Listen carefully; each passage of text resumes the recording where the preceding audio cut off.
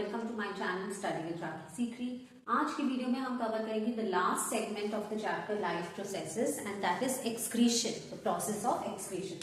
हम digestion, respiration, circulation already cover कर चुके हैं और आज हमें कवर करना है द लास्ट प्रोसेस या segment of this chapter that is the process of excretion. तो चलिए स्टार्ट करते हैं।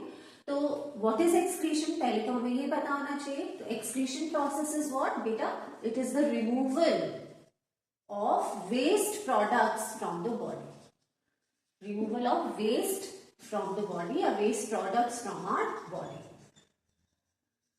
अच्छा, अब दो क्वेश्चंस अराइज होते हैं। जैसे मैं ये डेफिनेशन लिखती हूँ that excretion is the process of removal of waste from our body, तो जो दो क्वेश्चंस है वो क्या है? पहली बात की जरूरत क्या है, व्हाट इज द नीड, क्यों रिमूव होने चाहिए waste products from the body, and दूसरा है कि वेस्ट प्रोडक्ट्स जो मैं कह रही हूँ वो है कौन से, विच वेस्ट प्रोडक्ट्स, कौन से प्रोडक्ट्स को आप कहोगे कि ये वेस्ट है हमारी बॉडी के लिए। ठीक है, तो चलिए आंसर करते हैं दोनों क्वेश्चंस को वन बाय वन। पहली बात है नीड, जरूरत क्या है वेस्ट प्रोडक्ट्स को रिमूव करने की? तो यस इट इज नेसेसरी। क्यों? क्योंकि ये जितने भी वेस्ट प्रोडक्ट्स हैं बेटा ये हमारी बॉडी के लिए एक्सट्रीमली टॉक्सिक हैं या फिर पॉइजनस हैं। ठीक है, ये हार्मफुल है, टॉक्सिक है, पॉइजनस सब्सटेंसेस है और अगर हम इन्हें रहने देंगे अपनी बॉडी में तो वो धीरे धीरे स्प्रेड होते जाएंगे to each and every organ of our body और धीरे धीरे हमारी बॉडी के ऑर्गन्स को डैमेज करते जाएंगे। इसीलिए इनका रिमूवल बहुत नेसेसरी है। So these toxic or poisonous substances they have to be removed from our body. क्यों? Because it is going to slowly damage the organs of our body. इसीलिए इनका रिमूवल नेसेसरी है। ठीक है, और उसके लिए जो प्रोसेस है वो है एक्सक्रीशन प्रोसेस। ठीक है, अब कौन से ऐसे वेस्ट प्रोडक्ट्स हैं जो कि आप क्लासिफाई करते हो in the category of waste, तो देखते हैं वो कौन से ऐसे प्रोडक्ट्स हैं। अब नंबर वन है, अगर एयर से स्टार्ट करें, हम ऑक्सीजन ब्रीथ इन करते हैं और हम एक्सेल आउट कौन सी गैस करते हैं? Carbon dioxide. कार्बन डाइऑक्साइड हमारी बॉडी के लिए रिक्वायर्ड है? नहीं, बिल्कुल भी नहीं। तो ये हम क्लासिफाई कर सकते हैं एक क्या है, एक तरीके का वेस्ट प्रोडक्ट है हमारी बॉडी के लिए और इसे रिमूव करना जरूरी है। ठीक है, सेकेंड जो वेस्ट प्रोडक्ट है हमारी बॉडी प्रोड्यूस करती है that is the solid undigested food. अच्छा, अब हमने पढ़ा था in the process of digestion, digestive system में हमने पढ़ा था ना that it is a 5 step process starting from ingestion, digestion, absorption, assimilation और लास्ट स्टेप क्या था? इजेशन, जिसमें जितना भी हमारी बॉडी का जो सॉलिड फूड है जो अगर अनडाइजेस्ट रह गया है या वेस्ट है हैज टू बी रिमूव्ड। वो जो इजेशन में हमने पढ़ा था that it is stored temporarily in the rectum and removed from the anus. So ये हो गया सॉलिड एंड अनडाइजेस्टेड फूड। तीसरा जो हमारी बॉडी का वेस्ट प्रोडक्ट है that is access amount of water. ठीक है, अगर हमारी बॉडी में एक्सेस अमाउंट ऑफ वाटर है तो ये हमारी बॉडी के लिए वेस्ट है। इसके अलावा कुछ एक्सेस मिनरल्स हो सकते हैं, कुछ एक्सेस अमाउंट ऑफ सॉल्ट्स हो सकते हैं, कुछ हॉर्मोन्स भी हो सकते हैं या फिर कुछ मेडिकेशंस भी हो सकती है जो हमारी बॉडी का जो वेस्ट है, मेडिसिन आप लेते हैं, रिएक्ट करती है हमारी बॉडी को और कुछ वेस्ट जनरेट करती है, तो वो भी रिमूव होना हमारी बॉडी से एक्सट्रीमली इंपॉर्टेंट है। तो ये जो access water, mineral, salts, hormones और मेडिकेशन ये भी एक तरीके का क्या है, एक वेस्ट प्रोडक्ट है हमारी बॉडी के लिए। ठीक है, अब बात करते हैं रिमूव कैसे करेंगे। पहला है कार्बन डाइऑक्साइड। अब कार्बन डाइऑक्साइड कौन सा प्रोसेस केटर करता है इसका removal? The process of respiration, है ना। हम इनहेल करते हैं ऑक्सीजन और एक्सहेल करते हैं कार्बन डाइऑक्साइड। तो एक्सहेलेशन प्रोसेस में इस कार्बन डाइऑक्साइड जो कि वेस्ट है उसका रिमूवल हो जाता है। ठीक है, दूसरा है सॉलिड एंड डाइजेस्टेड फूड। इसका रिमूवल कब होता है? In the process of digestion. Digestion में कौन से स्टेप में? In the process, in the step of egestion.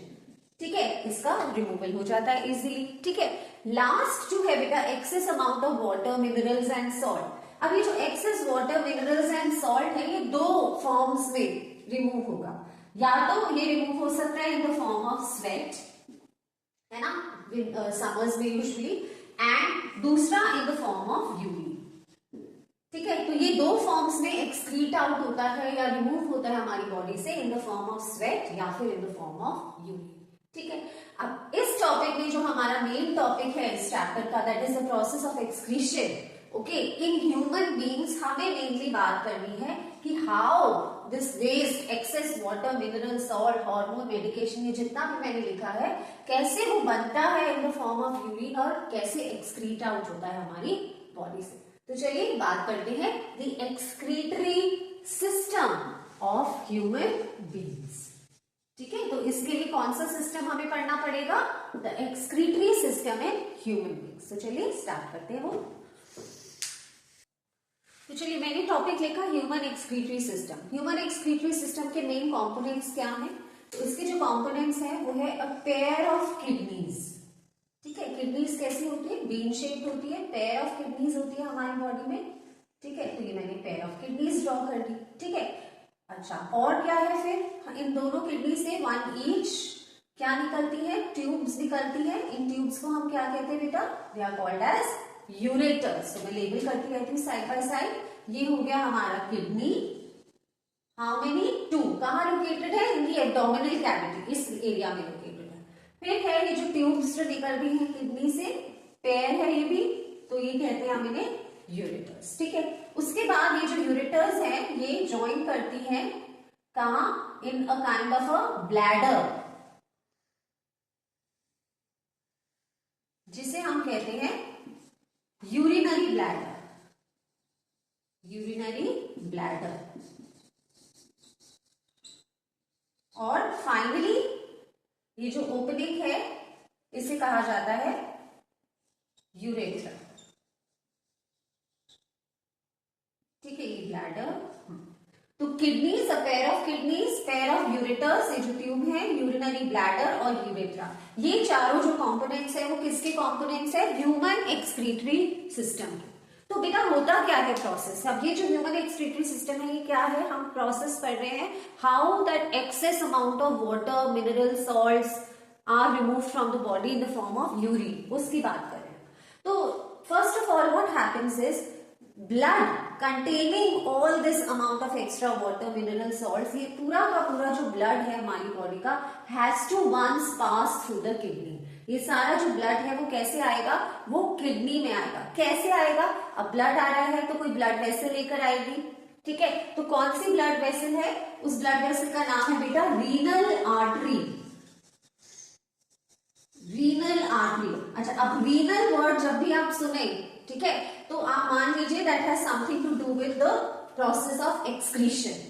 जैसे मैंने आपको बताया था, अगर आप पल्मोनरी वर्ड को एसोसिएट कर सकते हैं लंग्स से, ब्रीदिंग से, रेस्पिरेशन से, ऐसे ही कार्डियक, कार्डियो वर्ड को रिलेट कर सकते हैं आप हार्ट से, ऐसे ही जो रीनल वर्ड है वो किससे रिलेटेड है? एक्सक्रीशन से। ठीक है, तो जो रीनल आर्टरी है विल कैरी द ब्लड।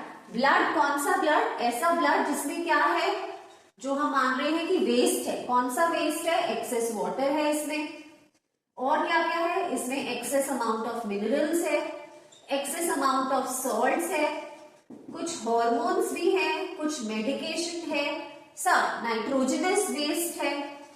ठीक है, ये पूरा जो ब्लड है कैरिंग ऑल दिस वेस्ट, जिसे हम मान रहे हैं वेस्ट है हमारी बॉडी के लिए, वो कहाँ आएगा? Into the kidney. ठीक है, it will come where? Into the kidney. ठीक है, अब किडनी में क्या है? किडनी में बहुत सारे, each kidney consist of millions of filtering units which are called as nephrons। Nephrons क्या है? ये एक तरीके के फिल्टरिंग यूनिट्स हैं। अब नाम से पता चल रहा है फिल्टर, तो इनका क्या काम है? ये फिल्टर करेंगे वेस्ट को, बाकी रिक्वायर्ड। फिल्टर क्या करेंगे? रिक्वायर्ड सब्सटेंसेस को अनरिक्वायर्ड या वेस्ट सब्सटेंसेस से सेग्रीगेट करेंगे। अब ये जो ब्लड है ये तो वेस्ट तो लेकर आ ही रही है, साथ ही साथ जो रिक्वायर्ड वाटर भी तो है इसमें। ऐसा नहीं कि पूरा सिर्फ वेस्ट ही लेके आ रही है, ब्लड इज कंटेनिंग एवरीथिंग। कुछ जो मिनरल्स रिक्वायर्ड है हमारी बॉडी के लिए, कुछ सॉल्ट्स जो रिक्वायर्ड है हमारी बॉडी के लिए, सब लेकर is coming where into the kidney. कैसे आ रही है? कौन सी आर्टरी कैरी कर रही है उसको? Renal artery. ठीक है, अब किडनी के अंदर आएगा तो किडनी में बहुत सारे फिल्टरिंग यूनिट्स हैं जिन्हें हम कहते हैं नेफ्रॉन्स। अब नेफ्रॉन्स क्या करेंगे? ये फिल्टर करेंगे, सेग्रीगेट करेंगे। ठीक है, क्या वेस्ट है और क्या यूजफुल सब्सटेंस है। इन दोनों को अलग करेंगे, सेग्रीगेट करेंगे, ठीक है। और फिर जो वेस्ट सब्सटेंस है, यानी कि अगर एक्सेस वाटर है, मिनरल सॉल्ट, ये सब वेस्ट है, उसको आगे पास ऑन कर देंगे into the tubes called as ureters, ठीक है। और फिर ये जो ureters will carry all this excess waste in the liquid form, और finally it will be collected where in the urinary bladder, और फिर बाद में excreted out of the body या removed out of the body through urethra in the form of urine, ठीक है। तो ये नेफ्रॉन्स का जो काम है वो बहुत ही इंपॉर्टेंट है। नेफ्रॉन्स को कहा जाता है the filtering units of kidney. यहाँ जो प्रोसेस हो रहा है सेग्रीगेशन का, सेपरेशन का, क्या वेस्ट है और क्या यूजफुल है। अच्छा, अब वेस्ट तो मैंने आपको बता दिया, will be passed on to the ureter, फिर कलेक्ट होगा यूरिनरी ब्लैडर में और एक्सक्रीट आउट हो जाएगा यूरेथ्रा से। तो जो यूजफुल है वो कहाँ जाएगा, it will go back in the body, ठीक है। वापस से from the kidney it will be going back into the body, वो पूरा जो blood containing now what the useful substances will be sent back to the body. जितना required water है या मिनरल्स है, न्यूट्रिएंट्स है, सॉल्ट्स हैं, जो हमारी बॉडी को जरूरी है, या जो यूजफुल सब्सटेंसेस हैं, वो blood will be sent back to the body, ठीक है। कैसे, अब इस बारी जो ब्लड वेसल उसे कैरी करेगी उसका नाम है रीनल वेन, ठीक है। तो रीनल आर्टरी लेकर आ रही है blood containing all the substances into the kidney. Kidney में फिल्टर हो रहा है, फिल्टर हो रहा है यानी कि सेपरेशन हो रहा है यूजफुल और नॉन यूजफुल सब्सटेंसेस का। कौन कर रहा है ये सेपरेशन, नेफ्रॉन्स कर रहे हैं। फिर जो वेस्ट है वो तो जा रहा है यूरेटर में, और जो यूजफुल है वो वापस बॉडी में भेज दिया जाता है थ्रू रीनल वेन। ये sending back of useful substances to the body, ताकि बॉडी हम उसे एब्जॉर्ब कर पाए, इस प्रोसेस को बेटा बोला जाता है रीएब्जॉर्प्शन। इस प्रोसेस को बोला जाता है रीएब्जॉर्प्शन। ये बहुत इंपॉर्टेंट प्रोसेस है जो हो रहा है हमारी बॉडी में, रीएब्जॉर्प्शन। एब्जॉर्प्शन क्यों नहीं कह रही मैं, रीएब्जॉर्प्शन, री मीन्स अगेन, दोबारा से कैसे हो रहा है एब्जॉर्ब। तो आप याद कीजिए द प्रोसेस ऑफ डाइजेशन। तो एक बारी तो डाइजेशन में एब्जॉर्प्शन प्रोसेस आया था, है ना, कि जो जितने भी न्यूट्रिएंट्स थे, सॉल्ट्स थे, वो बॉडी ने एब्जॉर्ब कर लिए थे। लेकिन अब क्या हो रहा है, वो पूरा ब्लड वापस से किडनी में आ रहा है, फिल्टर होके वापस से बॉडी में जा रहा है। तो वापस से, जब मैं यूज करूं टर्म वापस से, that means again it is happening, यानी कि री-एब्जॉर्प्शन ऑफ द यूजफुल सब्सटेंसेस, यानी कि water required, mineral required, salts will happen, ठीक है। So this happens in the entire process of the human excretory system. जो मोस्ट इंपॉर्टेंट पार्ट यहाँ या role perform कर रहा है वो कौन है यहाँ पे, नेफ्रॉन। तो अब हम देखेंगे कि नेफ्रॉन का जो डिटेल्ड स्ट्रक्चर भी हमें पढ़ना है कि कैसे वो एक फिल्टर की या फिल्टरिंग यूनिट का काम करता है। तो चलिए हम पढ़ते हैं स्ट्रक्चर ऑफ नेफ्रॉन। ये बात करते हैं द स्ट्रक्चर ऑफ नेफ्रॉन की। नेफ्रॉन जैसे कि मैंने आपको कहा कि ये क्या है, ये फिल्टरिंग यूनिट्स हैं, किडनी में प्रेजेंट है। तो each nephron consist of a cup shape structure. ये देखिए एक ऐसा कप शेप स्ट्रक्चर है, बाउल लाइक स्ट्रक्चर है, जिसे हम कहते हैं Bowman's capsule. Cup shape structure, bowl like structure, जिसे कहा जाता है बोमेन्स कैप्सूल। अंदर का ये जो रीजन है आप जो देख रहे हो यहाँ inside, that part is called as glomerulus. This is glomerulus. फिर उसके बाद ये जो बोमेन्स कैप्सूल है वो लीड करता है into a kind of a convoluted tubule. Convoluted मतलब एक कॉइल्ड फॉर्म ऑफ ट्यूब्यूल है ऐसे, ठीक है। इसका नाम है क्योंकि ये फ्रंट एंड पे है, एक ट्यूब्यूल बाहर उधर बैक साइड पे भी आएगा टुवर्ड्स द डिस्टल एंड, तो ये इस तरफ है, तो हम इसको नाम देते हैं प्रॉक्सिमल कॉन्व्यूलेटेड ट्यूब्यूल, ठीक है। प्रॉक्सिमल कॉन्व्यूलेटेड मतलब कॉइल्ड है थोड़ा सा ट्यूब्यूल, ठीक है। फिर ये जो कॉन्व्यूलेटेड ट्यूब्यूल है वो लीड करती है, एक ऐसा लूप बन जाता है यहाँ पर, इस तरीके से लूप होता है ना, जिसका एक डाउन साइड और एक अप साइड होता है, तो ये एक लूप लाइक स्ट्रक्चर बन गया यहाँ पर। इस लूप को हम कहते हैं बेटा loop of Henle. This is called loop of Henle. दोबारा बताती हूँ, nephron consist of a cup like structure named as Bowman's capsule. उसके अंदर क्या है, ग्लोमेरुलस, ठीक है। फिर एक कॉन्व्यूलेटेड ट्यूब्यूल आती है, कॉइल्ड ट्यूब्यूल आती है, क्योंकि ये इस एंड पर है, टुवर्ड्स द बिगिनिंग है, इसलिए हम इसको प्रॉक्सिमल कॉन्वोल्यूटेड ट्यूब्यूल कहते हैं, which leads into a kind of a loop which is called loop of Henley. ठीक है, फिर ये जो लूप ऑफ हेनले है वो लीड करता है फिर एक और, जैसे कि कॉन्वोल्यूटेड ट्यूब्यूल था ना, एक और एक कॉइल्ड सी कॉन्वोल्यूटेड ट्यूब्यूल आ गई है। ठीक है, अब ये प्रॉक्सिमल एंड पे था, ये दिस साइड है, it is called as the distal convoluted tubule. तो आपको नेमिंग भी पता होनी चाहिए क्यों कर रहे हैं हम इसे, depending upon the location, position. ठीक है, ये प्रॉक्सिमल एंड पे है और ये डिस्टल एंड पे है, तो डिस्टल कॉन्वोल्यूटेड ट्यूब्यूल, शॉर्ट में हम इसे डीसीटी भी लिख सकते हैं, इसको भी हम शॉर्ट में पीसीटी लिख सकते हैं। ठीक है, फिर ये जो डिस्टल कॉन्वोल्यूटेड ट्यूब्यूल है ये जाएगी into a kind of a duct. एक डक्ट है जिसे हम कहते हैं कलेक्टिंग डक्ट, कलेक्टिंग डक्ट। ठीक है, एक चीज और, अब ये जो लूप ऑफ हेनले आपने बनाया है, लूप ऑफ हेनले एक बार ये टुवर्ड्स द डाउन साइड और एक अप साइड जा रहा है, तो डाउन नीचे की तरफ यानी कि डिसेंड हो रहा है, तो इस पार्ट को, इस part of the loop of Henley हम कहते हैं डिसेंडिंग लूप ऑफ हेनले, क्योंकि ये डाउन की तरफ जा रहा है, डिसेंड हो रहा है, डिसेंडिंग लूप ऑफ हेनले। और ये वाला जो पार्ट है क्योंकि अप साइड जा रहा है, असेंड हो रहा है, तो इस पार्ट को हम कह सकते हैं असेंडिंग लूप ऑफ हेनले। ठीक है, डिसेंडिंग लूप ऑफ हेनले और असेंडिंग लूप ऑफ हेनले दोनों मिलकर क्या बनाते हैं, the entire loop of Henley.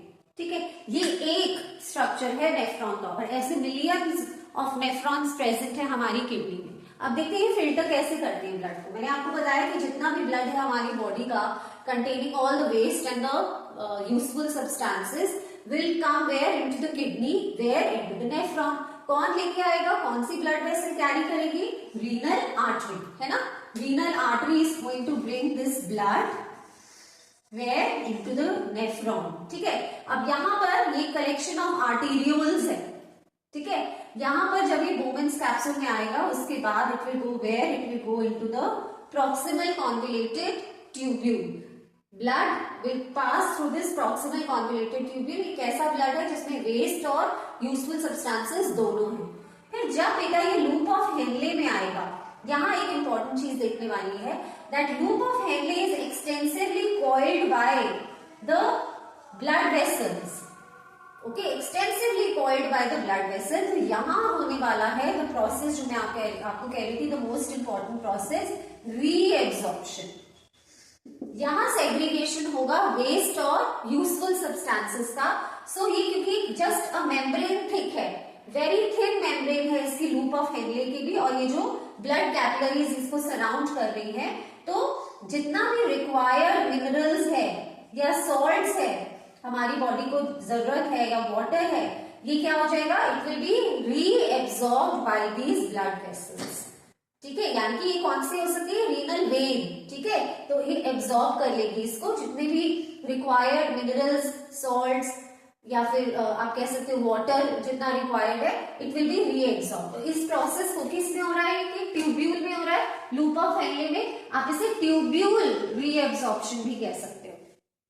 ठीक है, तो जब ये रिक्वायर्ड सामान वापस से ब्लड में चला गया, ब्लड में एब्सॉर्ब हो गया, या कह लीजिए स्पेसिफिकली रीएब्सॉर्ब हो गया, उसके बाद जितना भी वेस्ट है, यानी कि excess water, excess minerals, excess salt, वो कहां चला जाएगा, डिस्टल कॉन्वोल्यूटेड ट्यूब्यूल के थ्रू।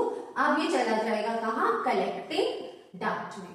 और ये जो कलेक्टिंग डक्ट है, फिर ये किससे कनेक्टेड है, the next organ after kidney. क्या है next organ, that is the ureter. तो ये कनेक्टेड है यूरेटर के साथ, और फिर यूरेटर से it will be stored temporarily in the urinary bladder and excreted out through urethra.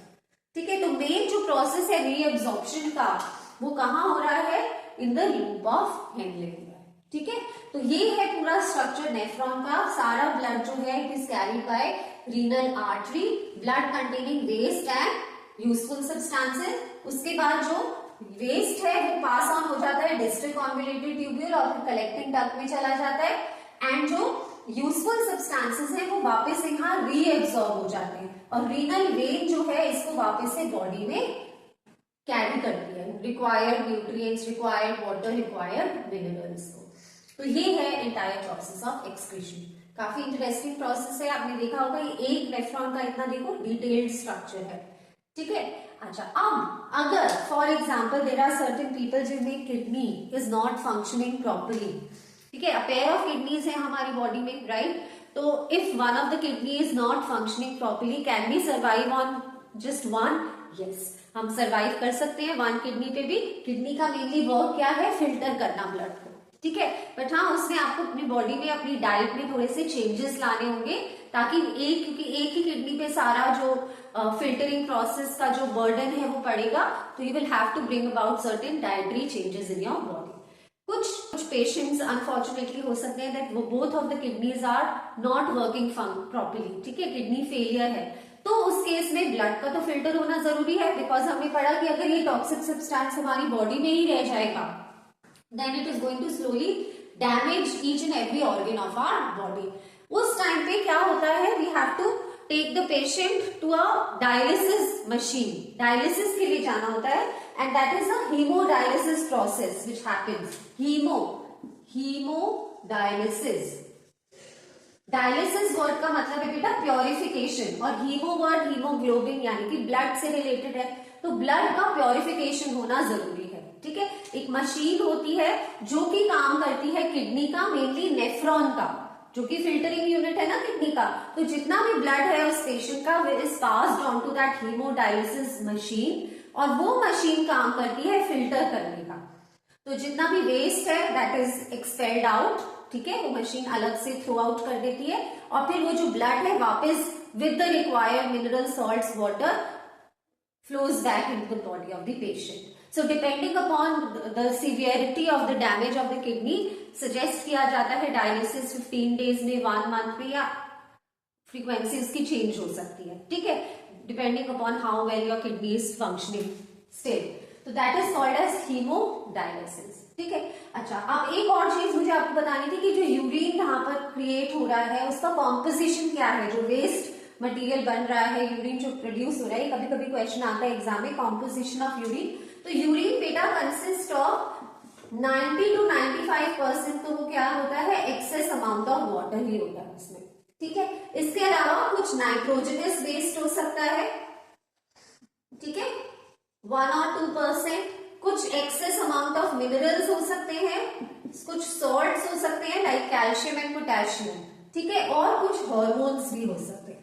तो अगर आपको क्वेश्चन आता है कॉम्पोजिशन ऑफ यूरिन, तो आप ये लिखेंगे 90 to 95% it is water, 1 to 2% nitrogenous waste, and similarly ये भी लिख सकते हैं 0.05 लाइक दैट, ठीक है। तो ये है entire composition of the urine. This was the entire human excretory system for you to understand. I hope आपको वीडियो पसंद आया होगा, पसंद आया है तो डेफिनेटली लाइक कीजिए, चैनल पे नए हैं तो सब्सक्राइब किए बिना नहीं जाइएगा, और अपने फ्रेंड्स के साथ ज्यादा से ज्यादा शेयर कीजिएगा। इसमें हमें अभी इस टॉपिक में हमें प्लांट्स और एनिमल्स का भी कवर करना है, प्रोसेस ऑफ एक्सक्रीशन कैसा होता है, एक छोटा सा टॉपिक है, that I will cover in the upcoming video, so stay tuned and take care, have a good day and bye.